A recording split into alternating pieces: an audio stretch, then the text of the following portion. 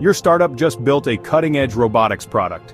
You're ready to launch. Investors are excited, customers are waiting, but then disaster strikes. Your product fails certification, meaning delays, redesigns, and wasted money. Worst case, your entire project is at risk. How did this happen? Simple. You skipped critical verification and validation steps. Don't let this happen to you. Watch to learn how to avoid this mistake.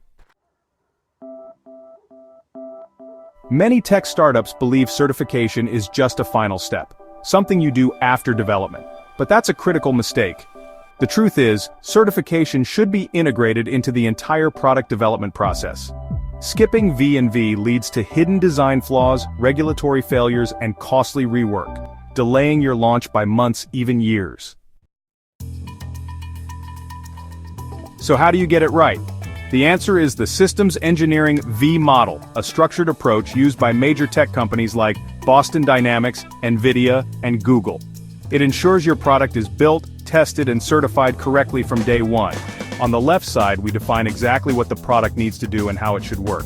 Concept of operations, define how the system will be used.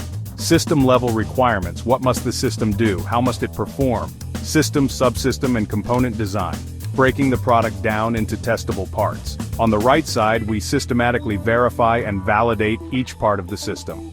Component verification.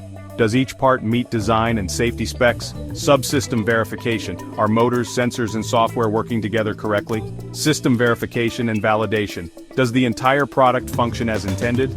Every step ensures certification success. Following the V model makes certification easier because you're verifying compliance at every step, instead of scrambling to fix problems at the last minute. Now let's look at a real-world example of what happens when you ignore V&V. This startup was developing an autonomous warehouse robot to move heavy loads efficiently. The problem? They rushed development, ignored compliance requirements, and assumed certification would be easy. Then came certification testing, and they failed. The motors overheated, control systems had interference issues, and safety mechanisms were incomplete. The result?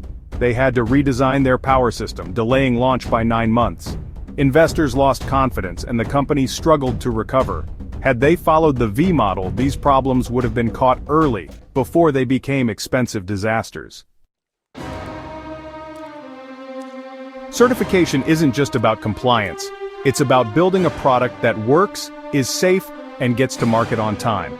If you found this helpful, hit the like button, subscribe, and turn on notifications for more expert insights on certification, compliance, and product development.